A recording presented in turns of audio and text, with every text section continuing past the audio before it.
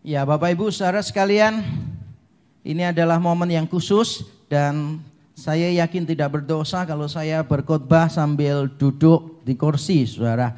Karena saya tahu Yesus juga kadangkala khotbah duduk di perahu, dia tidak berdiri di atas perahu, di atas bukit juga dia tidak berdiri terus karena sudah tinggi bukitnya.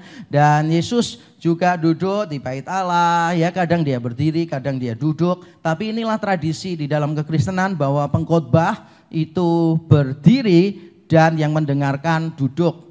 Dan mungkin kita ada baiknya akan mencoba nanti ke depan kita membalik situasinya, Saudara. Yang berkhotbah duduk dan yang mendengarkan semuanya berdiri, Saudara. Supaya Saudara tahu penderitaan hamba-hamba Tuhan.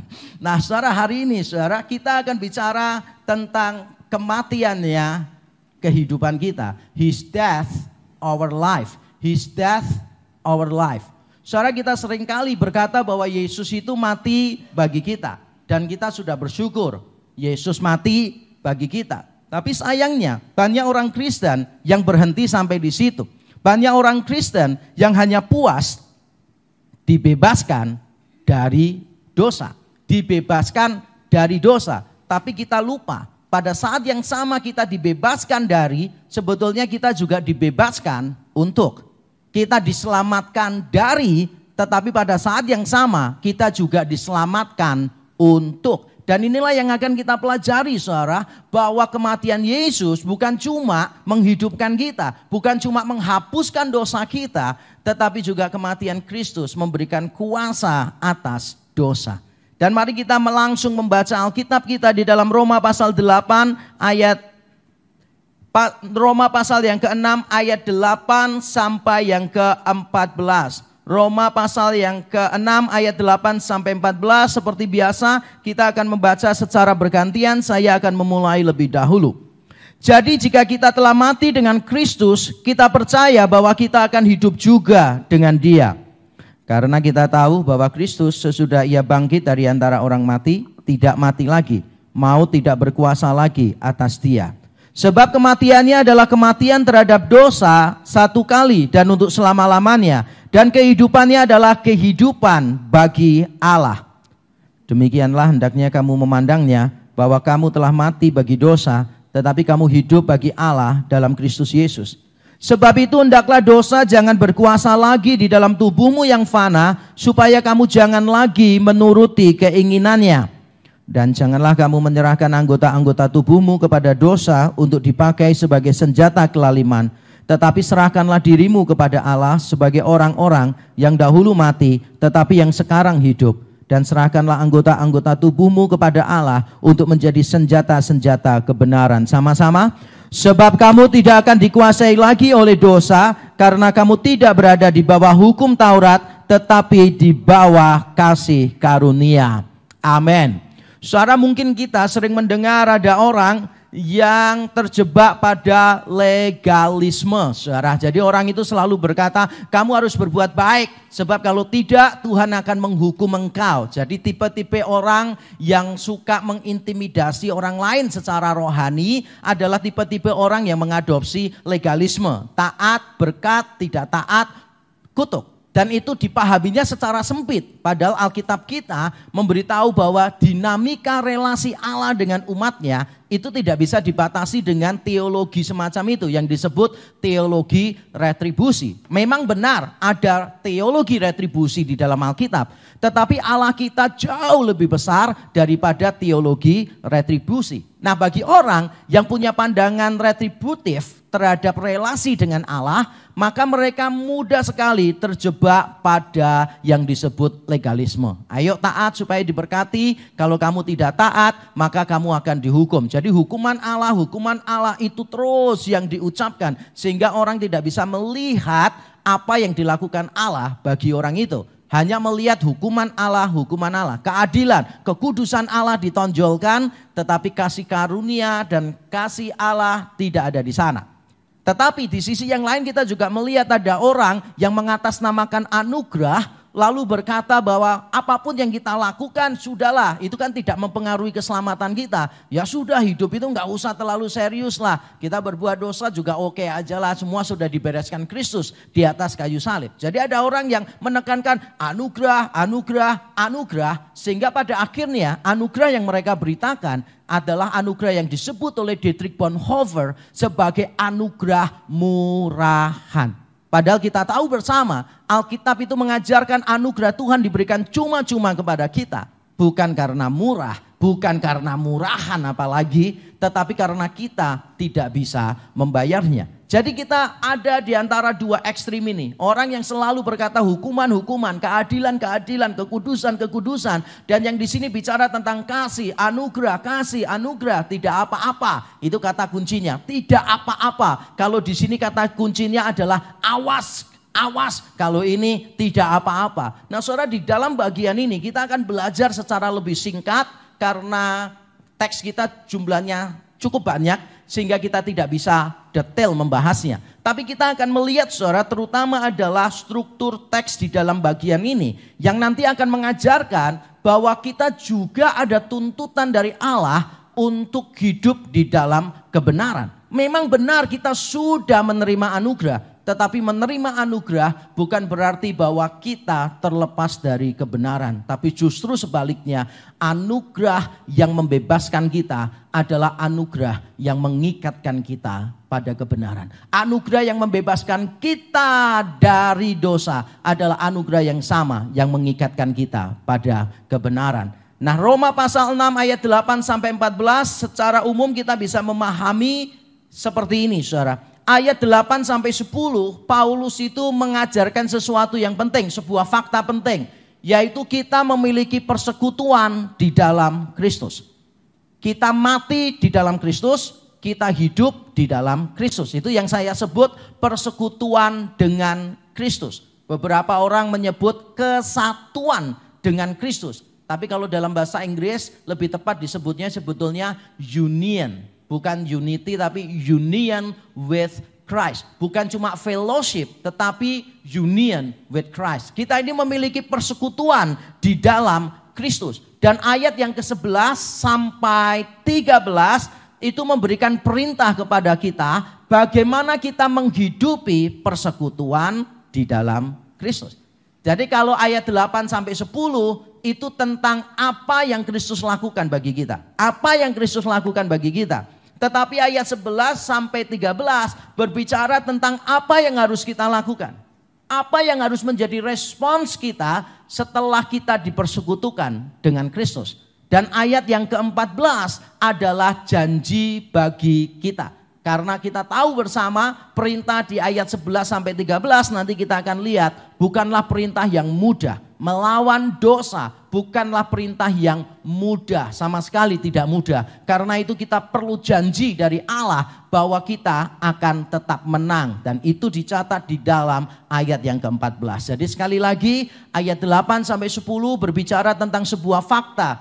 Kita di dalam Kristus. Kristus melakukan semuanya bagi kita. Kemudian ayat yang ke-11 sampai 13 berisi beberapa perintah untuk kita. Bagaimana kita menghidupi persekutuan dengan Kristus. Dan nanti di ayat 14 kita akan bicara tentang janji Allah bagi kita. Dan mari kita melihat satu persatu bagian ini saudara. Di dalam ayat yang ke-8 sampai yang ke-10. Di dalam ayat 8 sampai yang ke-10. Terutama ayat yang ke-8 dikatakan demikian. Jadi jika kita telah mati dengan Kristus, kita percaya bahwa kita akan hidup juga dengan Dia. Perhatikan kata dengan Kristus, dengan Dia. Dan kalau kita membaca Roma pasal 6 dari ayat yang pertama, maka kita akan menemukan kata ini diulang berkali-kali. Kita dikuburkan bersama dengan Kristus, kita dibangkitkan bersama dengan Kristus. Ayat 3 dan 4 Paulus berkali-kali menggunakan kata dengan Kristus, bersama Kristus. Tapi apa maksudnya Paulus di sini saudara? Nah saudara tidak mungkin bisa memahami persekutuan dengan Kristus tanpa saudara membaca pasal yang kelima. Di dalam bagian terakhir pasal yang kelima Yaitu di dalam ayat yang ke-12 sampai 21, Paulus berbicara tentang dua Adam. Adam pertama yang jatuh ke dalam dosa dan Adam yang terakhir yaitu Kristus. Nah di dalam pasal yang kelima itu Paulus berkata begini, di dalam Adam semua manusia itu berdosa. Dosa dan maut masuk melalui satu orang, yaitu Adam. Dengan cara yang sama, maka kebenaran masuk melalui satu orang, yaitu Adam yang terakhir, yaitu namanya adalah Yesus Kristus.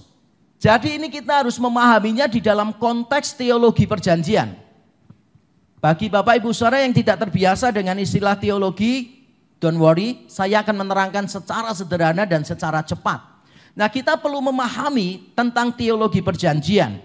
Di dalam Alkitab itu diajarkan tentang perjanjian yang lama. Perjanjian yang lama yang pertama-tama diwakili oleh Adam. Jadi Adam gagal untuk memegang perjanjian dengan Allah. Dan kegagalan Adam ini mempengaruhi semua orang yang diwakili oleh Adam.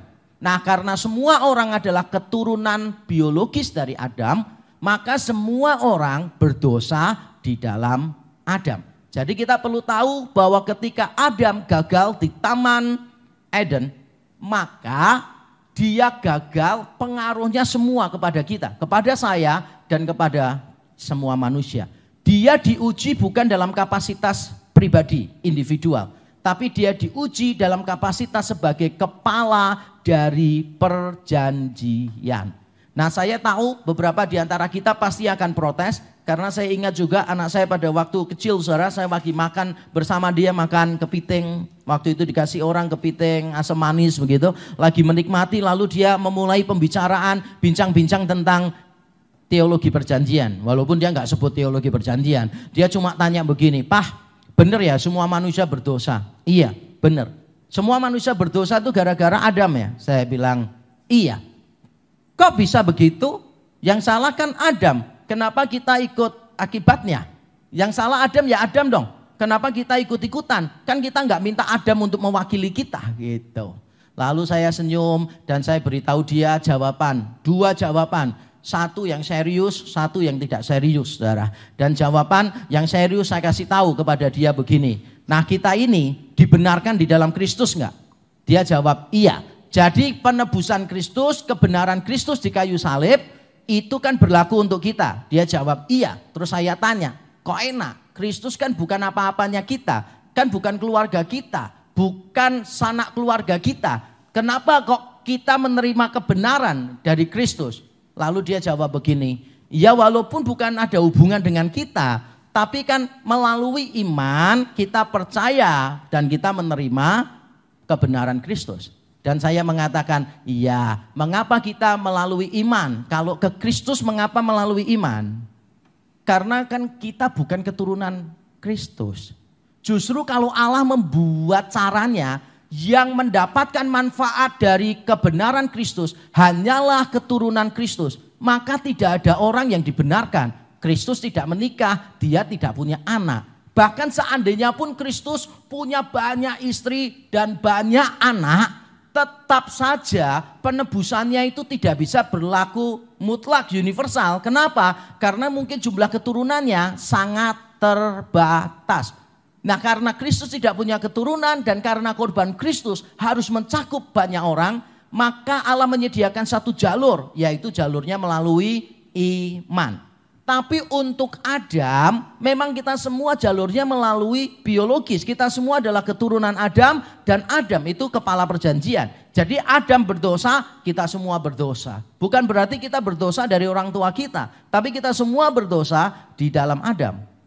Saya tidak tahu anak saya paham atau tidak paham, tapi jawaban saya yang kedua ini dia langsung paham. Saya bilang begini, "Kamu tahu enggak, kalau Adam tidak jatuh ke dalam dosa, kita ini bisa susah." "Loh kenapa Pak bisa susah?" Karena kalau Adam tidak jatuh ke dalam dosa, maka kita cuma makan sayuran dan buah-buahan. Justru karena Adam jatuh dalam dosa, kita bisa makan kepiting asam manis. Lalu dia berkata, Kita perlu berterima kasih sama Adam tampaknya, saudara.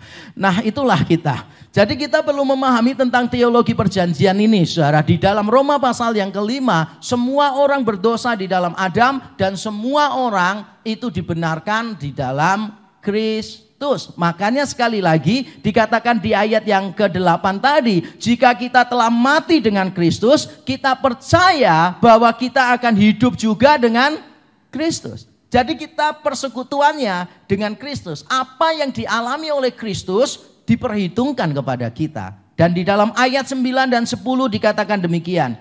Karena kita tahu bahwa Kristus sesudah ia bangkit dari antara orang mati, tidak mati lagi. Maut tidak berkuasa lagi atas dia. Sebab kematiannya adalah kematian terhadap dosa satu kali dan untuk selama-lamanya. Dan kehidupannya adalah kehidupan bagi Allah. Bapak ibu saudara yang di rumah silakan garis bawahi di situ. Ada kata tidak mati lagi, tidak berkuasa lagi. Satu kali dan untuk selama-lamanya. Jadi apa yang menimpa Kristus akan diperhitungkan kepada kita. Kristus mati karena dosa, iya. Kita pun mati bagi dosa. Kristus hanya mati sekali, kita pun juga cuma mati sekali. Setelah mati Kristus hidup, kita pun juga dihidupkan setelah kita mati di dalam dosa. Jadi ini penting sekali untuk kita pahami bahwa kita telah menerima persekutuan di dalam Kristus. Atau lebih tepatnya kita telah dipersekutukan dengan Kristus. Oleh anugerah Allah, apa yang dilakukan Kristus, apa yang dialami Kristus diperhitungkan kepada saya dan diperhitungkan kepada Bapak Ibu Saudara. Lalu apa yang seharusnya menjadi respons kita?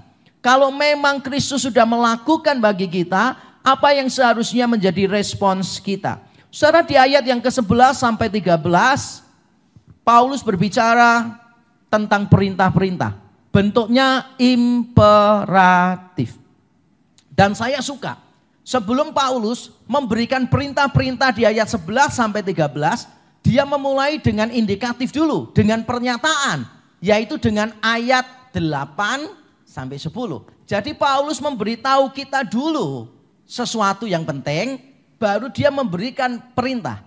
Karena perintah itu didirikan di atas yang tadi itu, yang sangat penting. Atau kita bisa mengatakannya begini, identitas mendahului aktivitas. Paulus mengingatkan jemaat di Roma siapa mereka di dalam Kristus. Saya juga ingin mengingatkan kita, siapa kita di dalam Kristus, itu penting. Jadi sebelum kita melakukan sesuatu bagi Kristus, kita perlu tahu siapa kita di dalam Kristus. Saya ulang sekali lagi, saudara. Sebelum kita melakukan sesuatu untuk Kristus, kita perlu tahu siapa kita di dalam Kristus. Yaitu kita telah dipersekutukan dengan Kristus di dalam kematian dan di dalam kehidupan dia. Identitas mendahului aktivitas, kenyataan mendahului ketaatan. Kenyataan, sesuatu yang memang faktual terjadi, yaitu saya dan saudara di dalam Kristus. Kita telah dipersekutukan dengan dia. Berdasarkan kenyataan itu, maka kita memberikan ketaatan. Kita memberikan ketaatan. Tanpa persekutuan dalam Kristus, semua kesalehan adalah kesombongan atau kesia-siaan. Saya ulang sekali lagi. Tanpa persekutuan dalam Kristus, semua kesalehan adalah kesombongan atau kesia-siaan.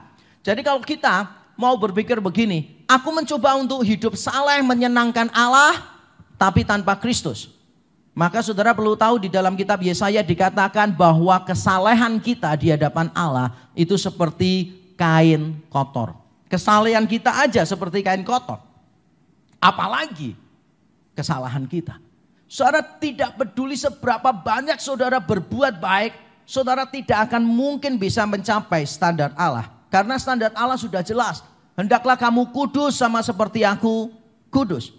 Hendaklah kamu sempurna sama seperti Bapamu yang di surga adalah sempurna. Dan itu adalah standar yang dipatok oleh Allah. Jadi barang siapa mau dibenarkan karena perbuatan baik, oke, let's do it.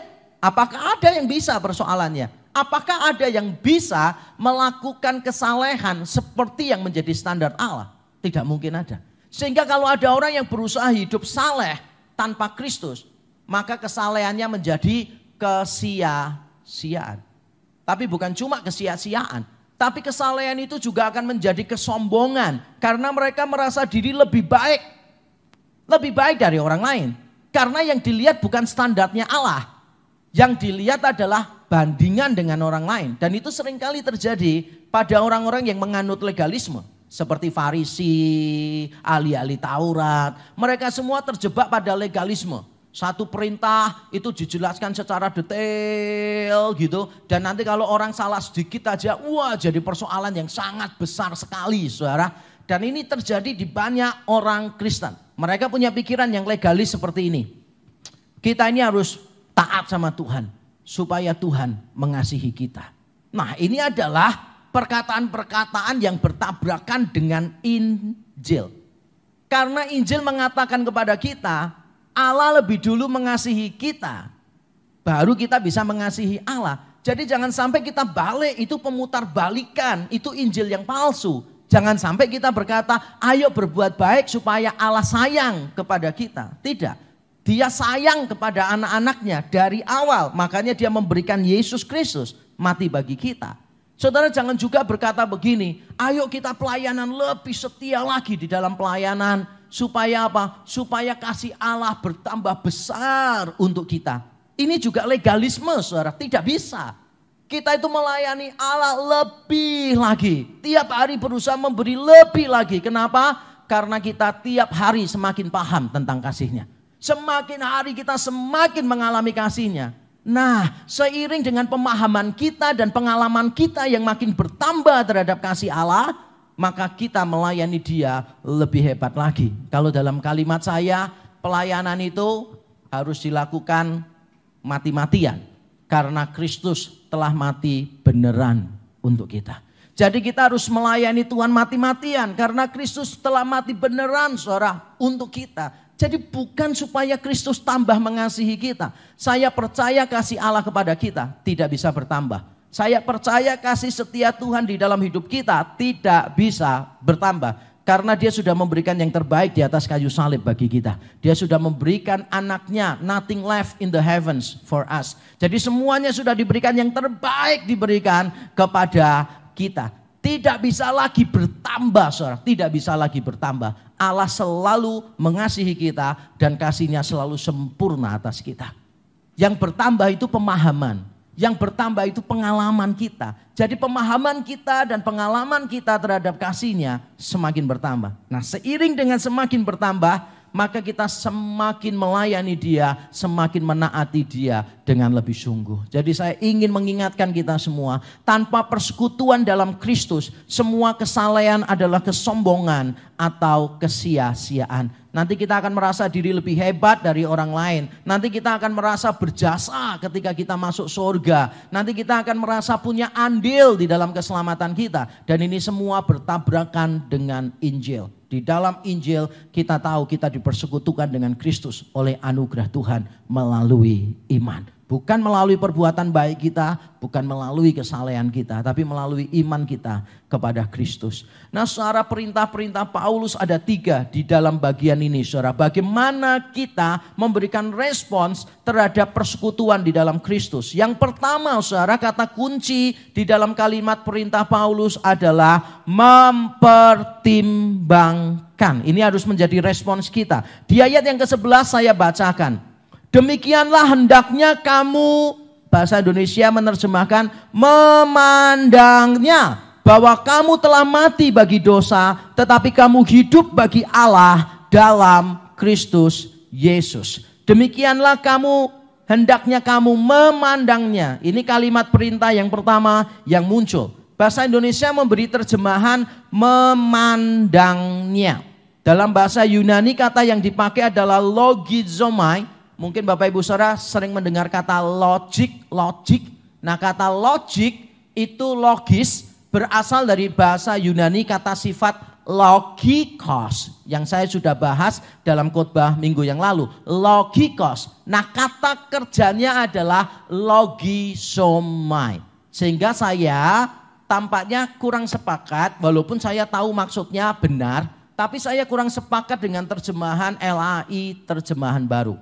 Jadi bukan memandangnya, tetapi lebih ke arah mempertimbangkan, menilai.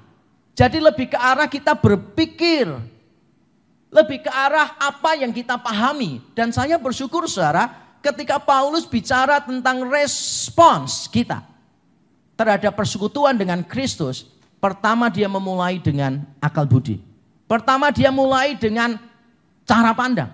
Pertama dia mulai dengan kata logizomai, menilai atau mempertimbangkan. Ini merupakan teguran, peringatan bagi kita semua yang biasanya punya pandangan begini. Yang penting itu bukan doktrin, yang penting itu kesalehan. Yang penting itu bukan ajaran, yang penting adalah semangat melayani Tuhan. Nah, ini kalimat-kalimat ini saudara membuktikan bahwa orangnya punya teologi, tapi teologi yang sangat buruk sekali.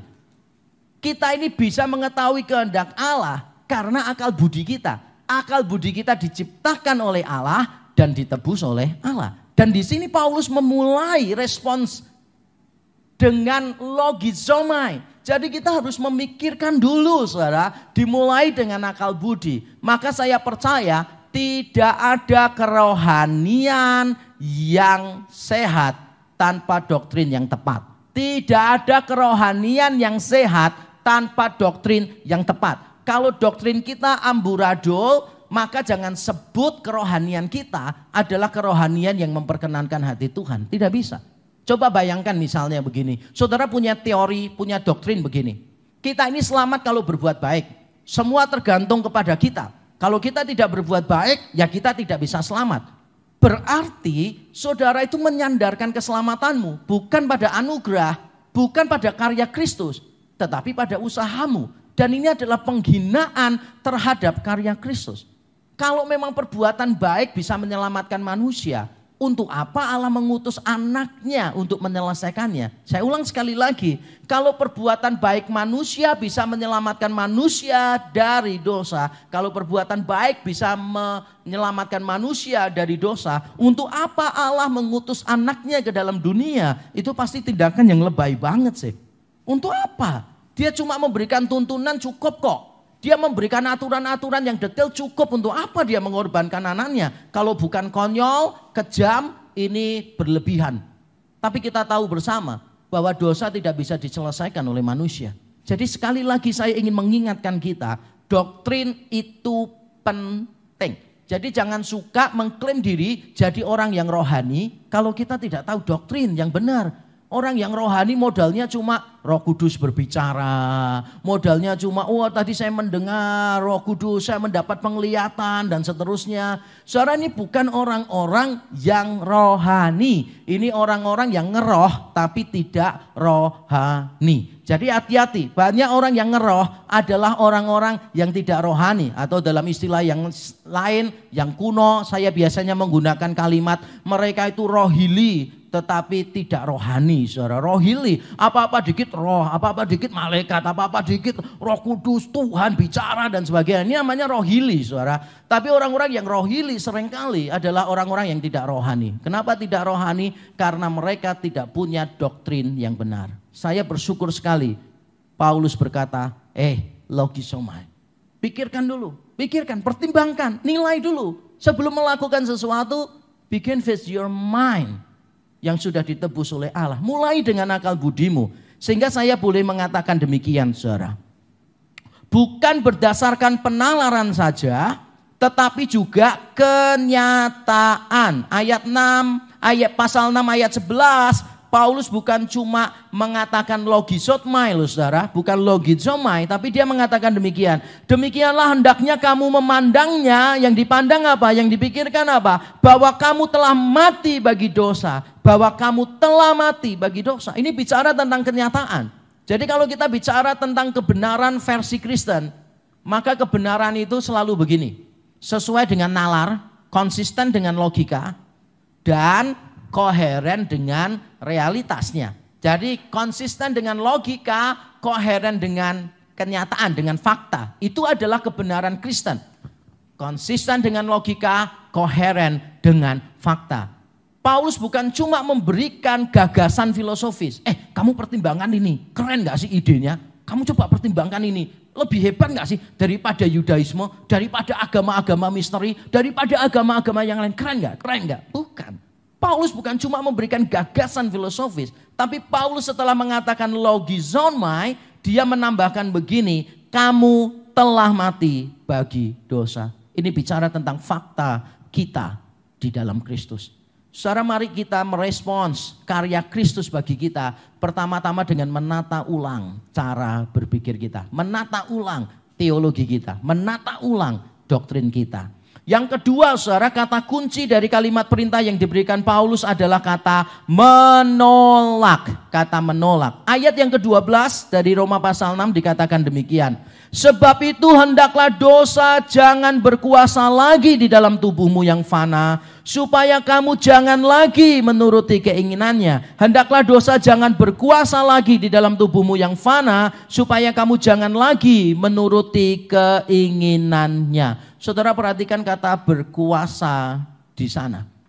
Jadi kalau kita membaca di dalam Roma pasal yang ke-6, terutama, dan semua surat Paulus, tapi terutama Roma pasal yang ke-6, kita akan mengetahui bahwa dosa itu bukan sekadar tindakan, tetapi tuan. Dosa itu bukan sekadar tindakan. It's not about what we do, saudara. Tetapi ini tentang kepada siapa kita taat. To whom we give our obedience. Kepada siapa kita memberikan ketaatan kita. Jadi Paulus di sini menggunakan kata yang jauh lebih serius. Dosa itu bukan cuma tindakan, tapi dosa itu seolah-olah seperti tuan yang mengharuskan kita menuruti keinginannya. Di ayat yang ke-6 misalnya, ayat di atasnya saya bacakan, saudara, mengatakan demikian, Roma pasal 6 ayat 6. Karena kita tahu bahwa manusia lama kita telah turut disalibkan supaya tubuh dosa kita hilang kuasanya, agar jangan kita menghambakan diri lagi kepada dosa. Dan nanti kalau saudara membaca ayat 6, 9, 12, 14, saudara akan menemukan kata berkuasa, berkuasa, berkuasa, berkuasa. Saudara, saya ingin mengingatkan kita tentang khotbah yang lalu-lalu, saudara, bahwa dosa jauh lebih serius daripada yang dipikirkan oleh banyak orang. Dosa itu bukan cuma kegagalan kita untuk menaati Allah, bukan cuma tindakan kita yang salah, tapi dosa itu seperti seorang tuan yang memperbudak kita dan kita itu mengikuti keinginannya dia. Dan di situ dikatakan, saudara, bahwa dosa itu bekerja di mana? Di dalam.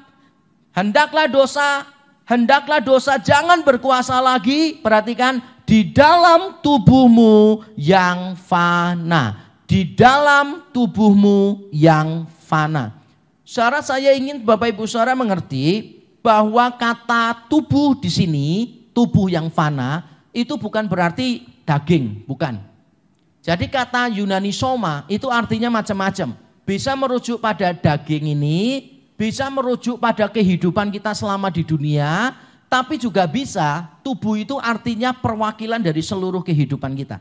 Tubuh itu bisa berarti seluruh kehidupan kita diwakili oleh tubuh. Sama seperti kalau kita diwakili oleh jiwa. Misalnya nih, kita mengasihi orang lain dengan segenap jiwa atau segenap hati. Dan kita tahu bersama lebih baik segenap hati daripada segenap jiwa. Sebab kalau nanti putus segenap hati kita cuma sakit hati. Kalau dengan segenap jiwa putus dan kita akan menjadi sakit jiwa. Tapi kita tidak perlu membedakan begitu karena saya tahu itu konyol sih saudara. Saya tahu maksudnya begini saudara. Hati atau jiwa itu mewakili seluruh hidup kita. Seluruh hidup kita itu diwakili dengan satu elemen yaitu jiwa atau hati. Kadangkala kita juga begini. Mewakili semuanya dengan pikiran. Juga bisa. Jadi kita ketika ngomong begini. Ya aku yakin sih. Gitu. Yakin tapi nunjuknya di sini gitu kan ya. Aku yakin, atau kalau orang Jawa biasanya kalau berdiskusi itu selalu ngomongnya gini, saya rasa gitu. Harusnya saya rasa begini, tapi maksudnya rasa itu adalah pikiran. Jadi kita seringkali menggunakan ungkapan-ungkapan yang saling bergantian mewakili. Nah, seperti itulah, tidak sama persis, tapi seperti itulah maksud Paulus di sini. Ketika Paulus berkata tentang dosa berkuasa di dalam tubuh yang fana, jangan Bapak Ibu Saudara pikirkan tubuh secara daging. Tubuh itu artinya seluruh diri kita, seluruh keberadaan kita. Dan kita punya alasan untuk pegang itu, yaitu di dalam ayat selanjutnya, di dalam ayat yang ke-13 dikatakan demikian saudara, di dalam ayat yang ke-13.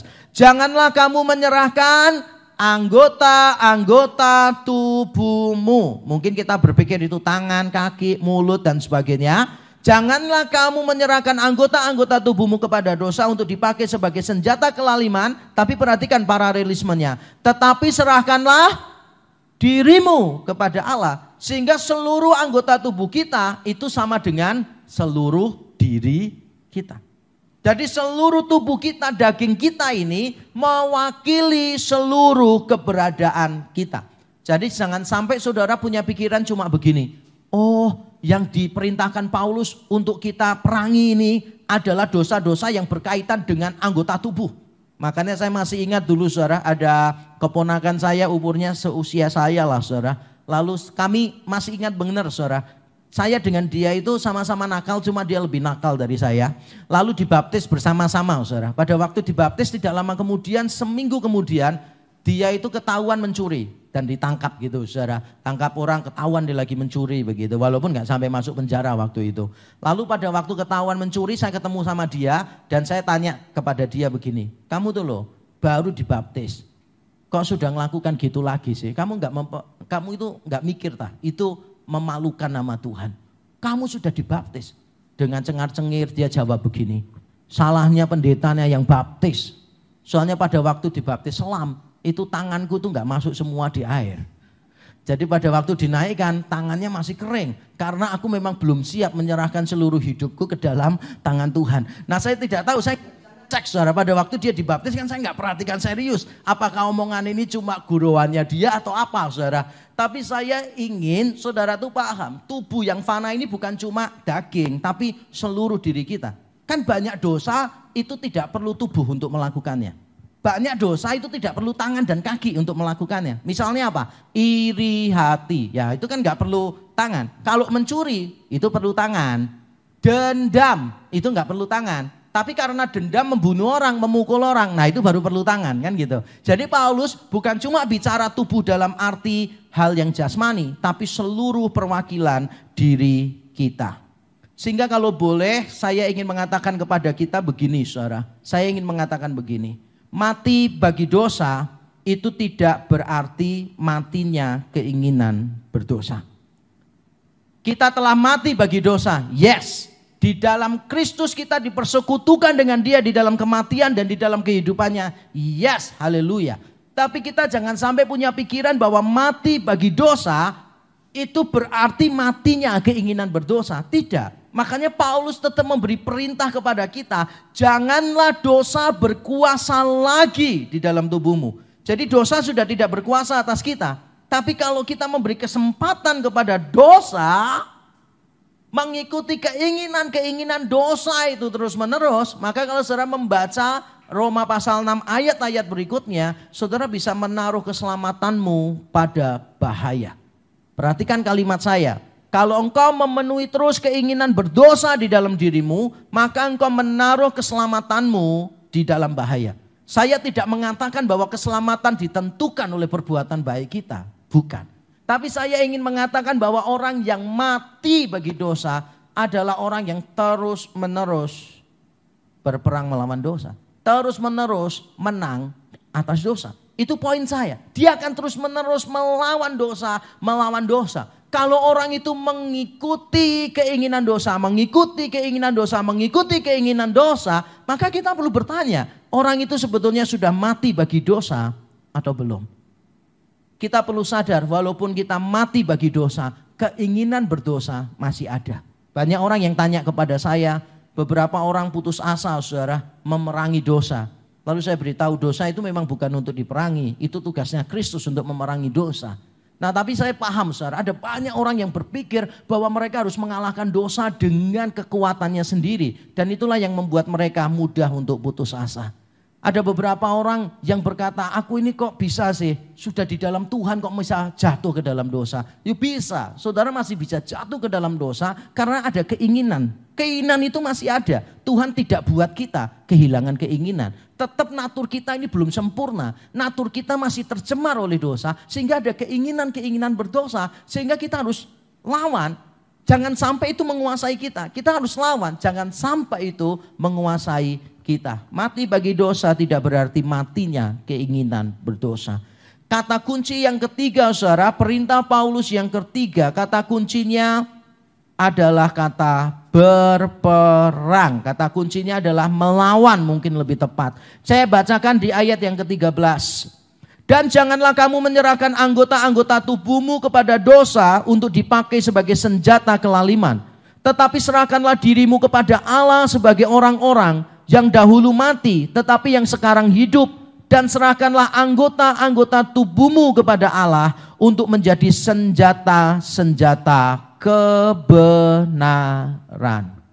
Saudara, di dalam ayat ini kita diperintahkan untuk menyerahkan diri kita sebagai senjata-senjata kebenaran. Dulu kita menyerahkan tubuh kita, hidup kita itu sebagai senjata-senjata dosa. Nah, apa yang dimaksud dengan senjata di sana? Dalam bahasa Yunaninya adalah kata hoplon. Nah, kata ini sebetulnya bisa berarti alat apa saja. Jadi kata ini tuh bisa berarti sembarang alat. Mau alat pertukangan juga bisa, mau alat untuk kehidupan sehari-hari juga bisa. Ini terjemahan umumnya adalah alat, tergantung konteksnya. Tetapi di dalam hal ini saya setuju dengan terjemahan LAI, terjemahan baru. Jadi saya setuju diterjemahkan senjata. Kalau Bapak Ibu Saudara pakai Alkitab bahasa Inggris, maka mayoritas terjemahan bahasa Inggris itu memakai terjemahannya lebih umum, instruments, bukan weapons. Bukan weapons, tapi instruments. Tapi saya tidak setuju dengan itu. Menurut saya, kata ini seharusnya dipakai dengan arti senjata. Mengapa demikian? Karena di dalam surat-surat Paulus, kata ini memang berkali-kali muncul dalam arti senjata. Nanti kalau sudah selesai ibadah, baca sendiri Roma 13 ayat 12, 2 Korintus 6 ayat 7, dan 2 Korintus 10 ayat yang keempat. Jadi Paulus memakai kata ini beberapa kali dengan arti senjata. Bukan cuma alat secara umum, tapi senjata. Nah, kalau memang benar kita mengambil terjemahan senjata, maka Paulus ingin berkata begini, saudara. Dulu kamu menggunakan hidupmu ini sebagai senjata dosa. Sekarang kamu gunakan hidupmu sebagai senjata kebenaran. Maksudnya apa? Maksudnya adalah ada nuansa peperangan di sana, atau ada nuansa pengabdian. Jadi sama seperti tentara yang mengabdi kepada negaranya, maka dia akan menggunakan hidupnya, menggunakan senjatanya untuk kepentingan negaranya. Demikian pula kita, setelah kita dibebaskan dari dosa, kita itu menghambakan diri pada kebenaran. Jadi bukan bebas dari dosa berarti bebas dari siapa saja, bukan. Bebas dari dosa bukan berarti bebas dari siapa saja dan apa saja, bukan. Bebas dari dosa itu berarti kita menghambakan diri, mengabdikan diri kepada kebenaran. Dan memang benar, kalau saudara membaca ayat-ayat selanjutnya, saudara akan mendapati bahwa kebenaran ditampilkan oleh Paulus di ayat 18 sampai 20. Kebenaran itu ditampilkan Paulus sebagai Tuhan atas hidup kita. Jadi kita ini menghambakan diri kepada kebenaran. Pada saat kita menghambakan diri kepada dosa, kita lepas dari kebenaran. Karena tidak mungkin satu budak memiliki dua tuan. Tidak mungkin kita mengabdi kepada dua tuan. Jadi pilihan kita dibebaskan dari dosa, bukan berarti bebas dari siapa saja dan bebas dari apa saja. Bukan. Dibebaskan dari dosa supaya kita menjadi hamba dari kebenaran. Jadi sama seperti dulu kita itu getol berbuat dosa. Sekarang kita ini harus getol luar biasa untuk berbuat kebenaran. Saya ingin menegaskan poin ini, saudara. Karena saya sering memperhatikan ada orang-orang tertentu yang punya pemikiran begini. Aku ini sudah banyak berubah kok. Dulu aku suka minum minuman keras, sekarang tidak. Aku dulu suka merokok, sekarang tidak. Aku dulu suka berkelahi, sekarang tidak. Dan mereka cukup puas dengan perubahan itu. Tapi menurut saya, ini adalah kerohanian yang setengah jalan. Ini kerohanian yang tidak benar. Karena Paulus tidak cuma berhenti begini. Kamu telah dibebaskan dari dosa. Titik, selamat, congratulations. Bukan. Paulus mengatakan kamu telah dibebaskan dari dosa. Tetapi pada saat yang sama, kamu memberikan dirimu mengabdi kepada kebenaran. Berikan dirimu sebagai senjata kebenaran. Jadi kita bukan cuma berhenti berbuat dosa, tetapi kita mulai melakukan kebenaran. Saya ulang sekali lagi. Bukan cuma kita berhenti melakukan dosa, tetapi kita mulai melakukan kebenaran. Dan kebenaran itu memang digambarkan Paulus sebagai Tuhan kita. Saya bacakan untuk Bapak Ibu Saudara saja. Pasal 6 dari surat Roma, ayat 18 sampai 20. Kamu telah dimerdekakan dari dosa dan menjadi hamba kebenaran.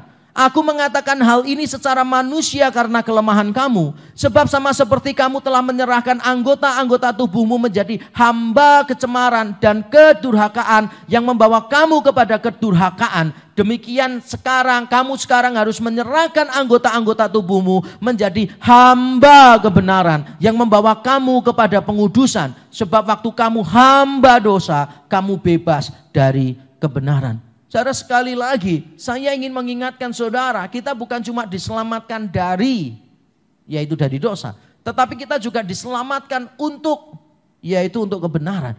Jangan berhenti di tengah, saudara. Karena Allah kita, sekali lagi saya tidak jemu-jemu berkata kepada saudara, Allah kita kerjaannya bukan setengah-setengah, buktinya dia mati sungguhan bagi kita. Kristus memang telah memenangkan peperangan, tetapi kita tetap harus melanjutkan pertempuran. Peperangan sudah dimenangkan oleh Kristus. Kuasa dosa dihancurkan bukan oleh disiplin rohani kita. Kuasa dosa dihancurkan bukan oleh usaha kita, bukan oleh teologi kita, tetapi oleh karya Kristus yang sempurna di atas kayu salib. Itulah yang mengalahkan dosa dengan telak. Jadi peperangan telah dimenangkan oleh Kristus. Tetapi masih ada pertempuran-pertempuran kecil yang tidak akan mengubah nasib dari peperangan. Peperangan sudah dimenangkan. Tapi ada pertempuran-pertempuran kecil yang harus kita tetap lakukan. Nah, saya tahu ketika saudara mendengar ini, saudara berkata, waduh susah banget ya, susah banget. Rasanya kalau kita memikirkan saja bahwa kita ini punya doktrin yang benar, gampang sih. Perintah 1 gampang. Punya doktrin yang benar, wah bersyukur di tempat ini saudara diajarin doktrin yang benar. Yang kedua, menolak dosa. Supaya jangan lagi dosa berkuasa atas kita. Kita mulai mikir, iya ini agak sulit sih. Lalu yang ketiga, kita ini memerangi, kita ini menggunakan hidup kita untuk senjata kebenaran. Kita mulai merasa, iya susah sekali.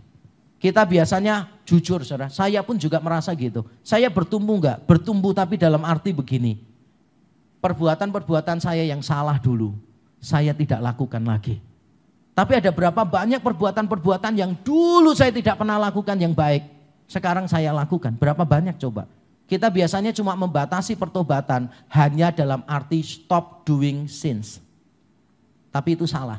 Pertobatan sejati itu bukan cuma berhenti melakukan dosa, tetapi saudara mengabdi kepada kebenaran. Dan ini sulit, makanya Tuhan tahu. Dan Tuhan memberikan janji kemenangan bagi kita. Di ayat yang ke-14, ayat yang terakhir. Sebab kamu tidak akan dikuasai lagi oleh dosa. Karena kamu tidak berada di bawah hukum Taurat, tetapi di bawah kasih karunia. Sebab kamu tidak akan dikuasai lagi oleh dosa. Bentuknya bukan imperatif, bukan perintah ini saudara. Bentuknya kembali indikatif. Tapi indikatif di sini bukan sama dengan ayat 8 dan 10. Fungsi di sini adalah memberikan janji. Sebab kamu tidak akan dikuasai lagi oleh dosa. Karena kamu tidak berada di bawah hukum Taurat, tetapi di bawah kasih karunia. Kemenangan sudah dijanjikan. Tidak ada alasan bagi keputusasaan. Saya tahu kadangkala Bapak Ibu Saudara pernah putus asa. Saya dulu juga sering putus asa melawan dosa Saudara. Tapi itu karena teologi saya yang salah. Saya berpikir bahwa saya itu harus perform well supaya Tuhan itu menerima saya. Saya itu harus melakukan kesalehan, mencapai standar tertentu supaya Tuhan berkenan kepada saya. Tapi itu teologi yang ngawur, teologi yang salah.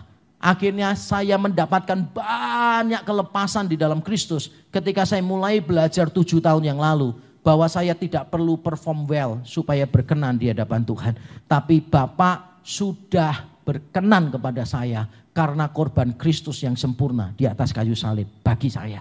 Justru karena saya tahu saya sudah dilayakkan di dalam Kristus, maka saya mulai menaati dia dengan dorongan kasih. Menaati dia dengan dorongan kasih, bukan dengan dorongan ketakutan, bukan dengan dorongan hukuman, tapi dengan dorongan kasih. Semakin saya mengasihi dia, semakin saya tidak mau menyakiti hati dia. Dan itulah yang memberikan big relief di dalam pergumulan saya. Dan yang sama saya ingin bagikan kepada Bapak Ibu Saudara, kemenangan sudah dijanjikan, tidak ada lagi alasan bagi keputusasaan.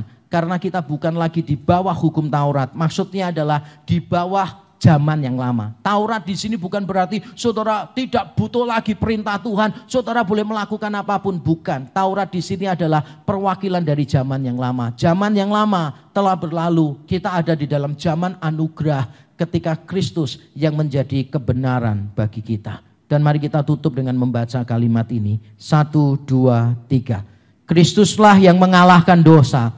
Tugas kita hanya menghindari dan terus melawannya. Saya baca sekali lagi. Kristuslah yang mengalahkan dosa. Tugas kita hanya menghindari dan terus melawannya. Saudara tidak mungkin bisa mengalahkan dosa. Dan saudara tidak perlu mengalahkan dosa. Karena Kristus sudah mengalahkannya bagi kita. Dengan iman kita memperoleh kemenangan bersama Kristus. Tugas kita adalah menghindarinya. Jangan sok kuat, menghindarinya. Dan pada saat dosa itu datang menghadang kita, kita melawannya. Jadi hindari, begitu sudah berhadapan, saudara lawan dia dengan kepastian bahwa kemenangan sudah diberikan Kristus bagi kita.